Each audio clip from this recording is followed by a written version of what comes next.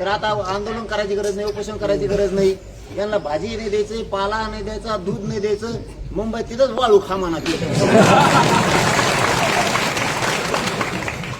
खचायचं नाही. महाराजांचं लढलं का छत्रपती शिवराय वारंवार लढलं स्वराज्य झालं. अरे आपण 2 वर्षात किती घातलंय आरक्षणात, हे स्वाभिमान ठेवायचं. त्याने सांगितलं का आपल्याला अयो काय भुकलं काय रे, भुकलं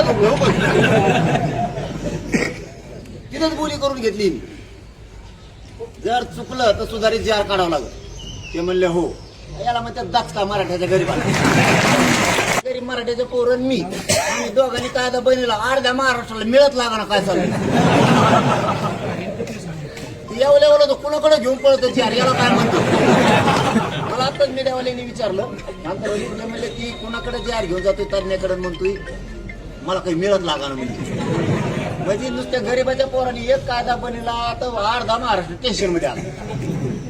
आणि मग अभ्यासावाल्याने बनीला नाही का वा टेन्शन असतं का आम्हाला कळत नाही. आता आम्ही वावर घेतलाय ना, पेरायला लागलो तर फुका ना आमची काखरी बरोबर नाही यायची, वाकडी तकडा बैल चालवतो आम्हाला, काय करायचं.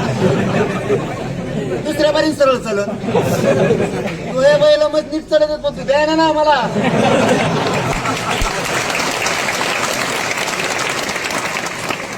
मग आम्ही चूक झाली तरी आम्ही आमची दुरुस्त करू, आणि बरोबर असलं तरी आमचं, आणि चुकलं तरी आमचं. तुला काही हे नाही का, तू मग हुशार आहे, तुला इंग्लिश वाचित येते, तुला कायदा वाचित येतो, पण तो अर्धा% बी आरक्षण नाही दिलं. आम्ही 3 कोटी आरक्षणात घातलं आतापर्यंत, आणि पश्चिम महाराष्ट्र मराठवाडा पण घातला. तूप होत असते नाही असं नाही, तुमच्या कोण होईल माझ्या कोण होईल का दगड घालतात मोठ्या एकामेकाच्या.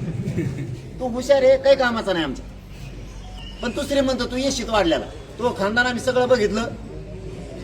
तर तोय पाहुणे, तो भाऊ माझी मंत्री आहे, एक जण गृहमंत्र्याचा पाहुणा आहे माझी.